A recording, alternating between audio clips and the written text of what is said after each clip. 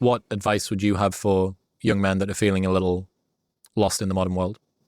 Well, you have to be comfortable with who you are and with your masculinity. So the word masculine has now got like this negative connotation around it. Yeah, it's embarrassing. Which is terrible because you're a young man. It's not every young man. Some men don't feel this way. But a lot of young men, I remember myself, you've got this testosterone that's roaring through you. You're competitive. You're ambitious. You have goals. You have this energy. You want to assert yourself. You should. It's bad. It's bad. It's bad. You're not supposed to be like that, you know? And the culture isn't about, there's no virtue in masculinity.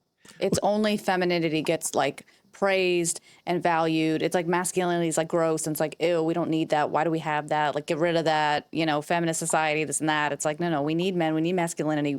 It's not a bad thing and it shouldn't be looked at as a bad thing. There is such a thing as toxic masculinity, sure. Most definitely. But there are virtues in being masculine and have to be redefined. And we have to have icons and role models for that. And so where are they? Where are those role models? Like, I'm sure there's a few still out there, but like, I can't even think of one off the top of my head. How sad is that? Like, I can't even off the top of my head think of one. I can't.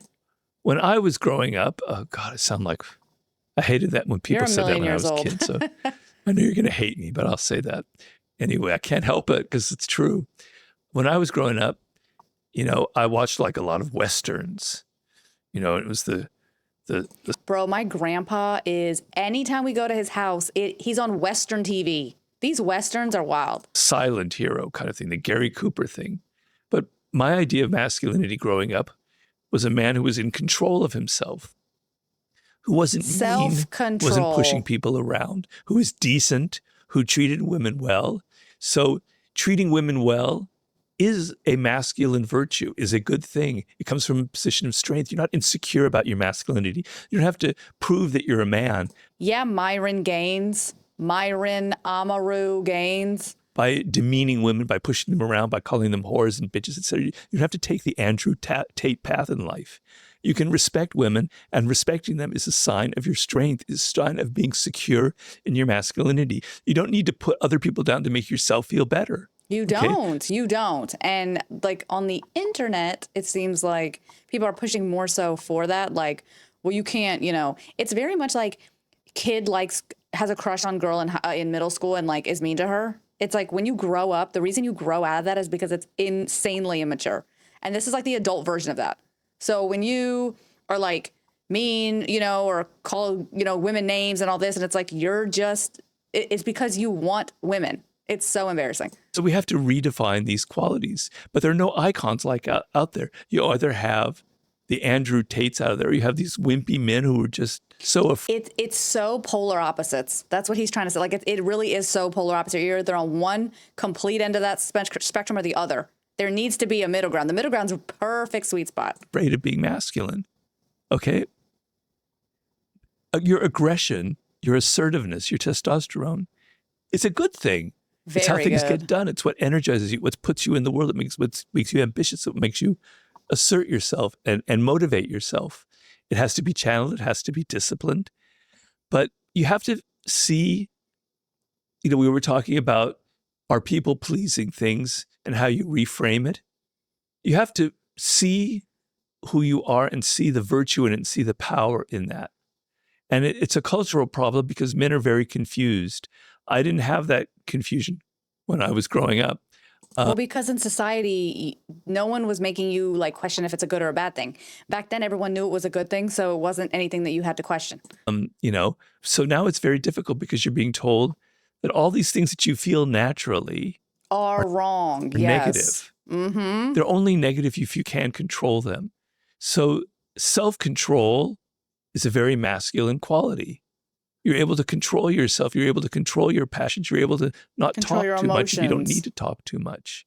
I'm not saying that women don't have that. That's a big thing with domestic violence. Like they can't control their anger, which is it's such, you know, B stuff. I don't want to cuss on you, dope.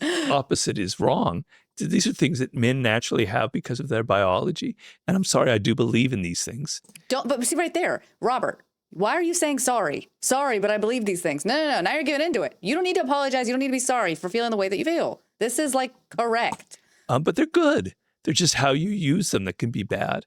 And so I just wish there were more positive role models out there. Yep. I we need know 'em. I could be a real bastard. I could be a real asshole. I'm very You? competitive. When I play games, I like to win. And I can be a little bit mean about it. Okay. That's I mean, fine. I'm a pleaser, but I like winning. I channeled it, all of my aggression, all of that testosterone. I'm not saying I have more than anyone. I just have normal amounts. I poured it into my books. I poured that edge, that aggression, that like, God damn you, I don't really like you. I don't like the world, into the 48 laws of power, into here's how Nice. these are how people manipulate. These are how people can be bad and cruel. And damn it, I'm going to get all my aggression by exposing it and showing it and being as real and direct. I channel it into something as opposed to hurting others. I mean, channeling your anger into a book is not something that everyone out here can do. I mean, it's great that you did that, but I would say if you're giving general advice to the common man, he's not going to channel his anger into a book. Okay, even like a journal, guys aren't doing that. So we're gonna need another outlet for this anger. I've always said a good outlet for anger for men would be like sports or something. Like I think sports is a great way to like get your energy out, get your aggression out, like because like after you play not a video game, like a sports game, you're tired, you're exhausted, so you're too tired to be mean, too tired to be angry. I would think, just a theory kind of thing.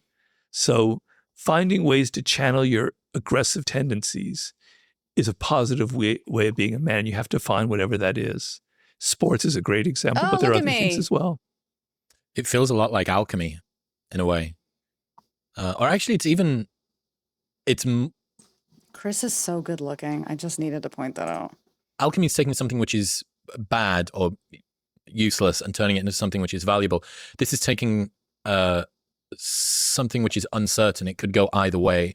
This desire for mastery, for conquer, for achievement, and using it to propel you forward and hopefully making the world a better place along. There's no reason that your desire to pursue and conquer and become masterful in a thing has to leave the world worse. It's not some weird zero-sum thing where in order for you to become better, you need to take from the world. I think it's additive. For sure. 100%. Yeah, I mean, you have to be smart and you have to be in control of yourself and you have to be disciplined. But let's just add discipline to one of those other masculine virtues. It just needs to be redefined. We need people out there, men and even women who feel comfortable with this, saying these are the virtues. These are the good sides of being a man and being masculine. And it's so sad that we have to like point out like these are the good things about being a man when it's not just like known. Like the different traits for men and women, I think can all be used is the wrong word, but for good or evil.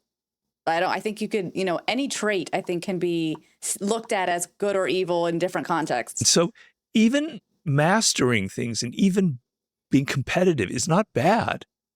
You build wanting to be the best and wanting to beat out someone else at something, like Chris said, it's like it's in your nature. It's in a man's nature, and it's because you want to like you want to conquer. You want to, I think it goes back to like hunting and that kind of thing. It's very much in our biology, right? So but like in men's biology, so it's not a bad thing. It's definitely not a bad thing.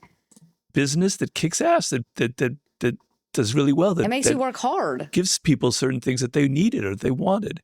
So it's just a matter of how you channel that energy and how you control it. And what the virtues are is self-control, not feeling like you have to put people down in order to raise yourself. The people who feel like they need to put themselves down to raise other people up is so sad and embarrassing. Like it just screams insecurity. Now there is a very distinct difference between because there are people on the internet who are like, if you don't have haters, you ain't popping, which is in a sense true, but not totally. Okay. Because, I was just talking about Samira and wow, I in no way, shape or form am insecure when I talk badly about her because she needs to be talked bad about, but that's besides the point. Feeling confident, not having to boast. Not having to boast, being confident, self-control. These things are all super attractive to women. Super. I mean, it's becoming rarer and rarer, which is like what he's saying because of society is making it like these things are like not they're not looked at favorably for a man to have these traits. But man, when you find somebody that has these, you're top tier. Work out, have these qualities, man, you'll get anybody you want. Toxic masculinity quality is boasting and saying, look how much money I have. Look how much women I've slept with. Look at all that. Oh my God, the women thing is ridiculous. And if you've ever seen a money phone on Instagram, if I ever see a money phone, I'm too old for a money phone at this point, but like money laying out on the ground, money phones, like give it up. It's lame. It's loser behavior. So the other thing, you're just talking. It's just a lot of hot air. That's not strong. That's actually weak.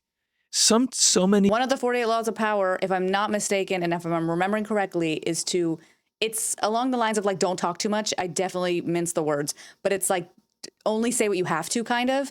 When you talk, you make it seem like you don't know what you're talking about and like you're dumb. Powerful qualities actually come from a position of great weakness and insecurity. Yes, when you talk too much. When I look at leaders who are always like boasting and talking about, how the great things that they've done, I see a little insecure, little weak child having to say, I have to tell you about what I've done because it makes me feel better about myself. And I need to show you that I'm better than you. Say these things, right? So it just depends on whether it comes from something solid and strong or it comes from massive wells of insecurity. Right. I've been using my 8 Sleep mattress for... Okay, sorry, Chris. If you need if you need a mattress, go 8 Sleep mattress for Chris. Yeah, I mean, I love Robert Greene, first of all. Anything Robert Greene talks about, I mean, if you haven't read the 48 Laws of Power, you have to. It's so great. But yeah, I mean, self-control, just discipline in general. Being like, I would add like, if a guy has a schedule, man, I mean, it's almost a deal. Like at that point, just box it up. I'm buying whatever you're selling because, yeah. So guys, self-control, discipline, big things, very attractive. Tell me what you think. Do you think those things are attractive?